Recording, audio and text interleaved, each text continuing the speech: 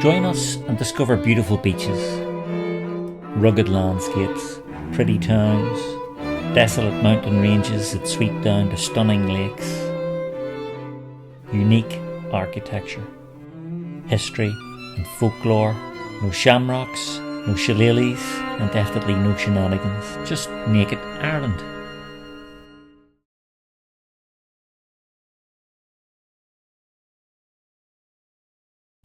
Welcome to Naked Ireland, and today we're visiting one of the most beautiful buildings in Belfast.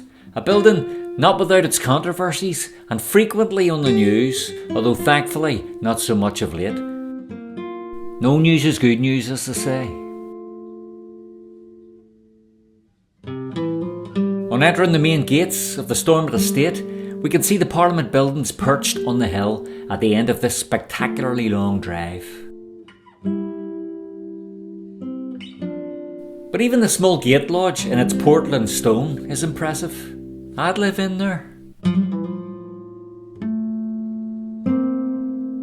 So Parliament Buildings is the seat of the current Northern Ireland Assembly. After the creation of the State of Northern Ireland following Partition in 1921, Parliament met in two locations, the Belfast City Hall and the Presbyterian College in Belfast. The final Parliament building that we see in front of us was begun in 1928 and opened in 1932. The 224-acre estate itself was purchased by the Government of Northern Ireland in 1921 for £21,000, not bad. The site also includes Stormont Castle, which became the official residence of the Prime Minister of Northern Ireland. Now there's no Prime Minister anymore, it's just a First and Deputy First Minister, but that's a whole other story. Now this attractive statue is The Gleaner by Scottish sculptor John Knox from 1951. In terms of style, I'd have said it was 1930s, but there you go. I like it, nicely patinaed. I put this in my garden. Stormont, if you're ever looking rid of it, give us a shout. It bears the inscription, "Thrift is the gleaner behind all human effort." Not entirely sure what that's supposed to mean. Answers on a postcard, as they say, or in the comments, as is the YouTube tradition. But wow, what a road. It definitely suggests you're arriving somewhere special.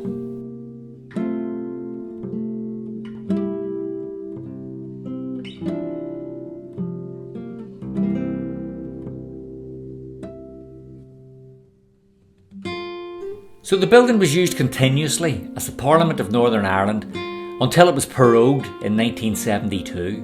Prorogued, remember that word from the Brexit years? Now for people watching from outside of Ireland who are wondering why it was prorogued, or indeed what prorogued even means, that's a long story and it's outside the scope of this particular video. You'd think if you built a gorgeous building like this, how could government possibly fail?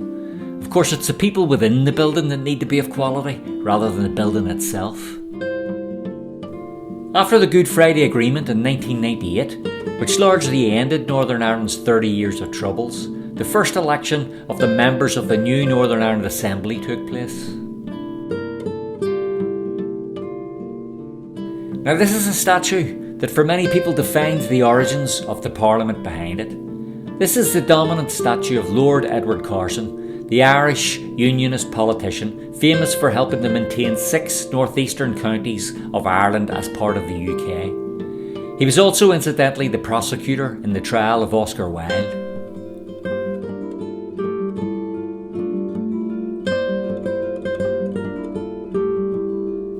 This statue's come to symbolise unionism in Northern Ireland.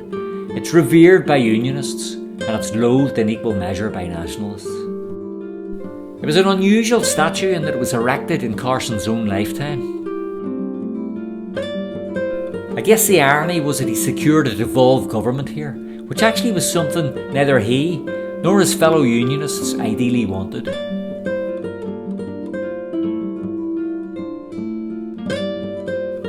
In any case, he was offered the position of Prime Minister of Northern Ireland, but according to the author Andrew Cusack, declined on the grounds that he had no real connection with the place.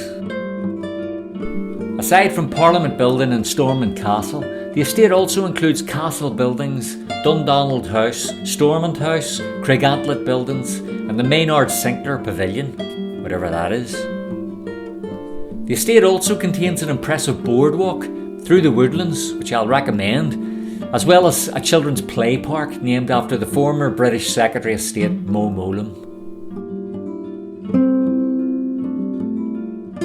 Parliament Buildings is a Grade A listed building designed by Sir Arnold Thornley in a Greek classical style.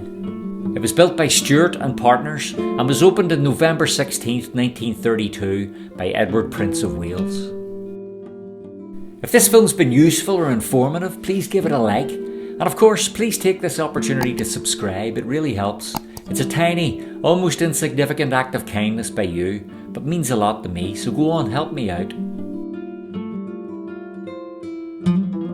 So yeah, it's a beautiful building, set in beautiful parkland. However, as with all things connected to political life in this part of the world, people's affection for this place is often determined by whether they're unionist or nationalist.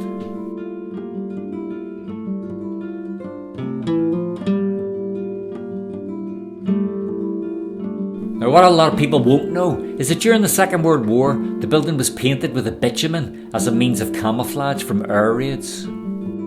The paint was supposed to be removable, but in fact it took 7 years to get it off. Oops. And some still remains on the inner courtyards to this day. I wonder who got a bollocking for that. Probably no one actually, that's how government sometimes works.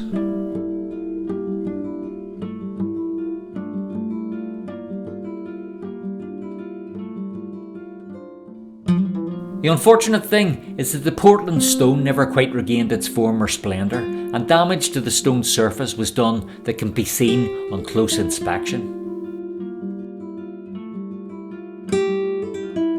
We'll try not to get up too close today.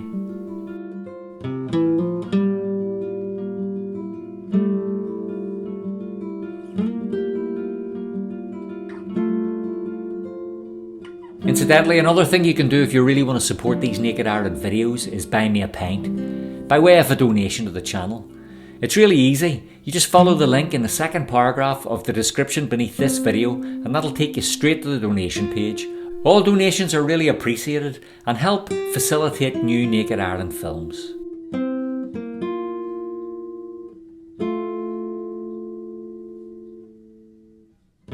So that's the famous Parliament Buildings at the Stormont estate. I hope you enjoyed hearing about it, and I'll see you all in the next Naked Ireland.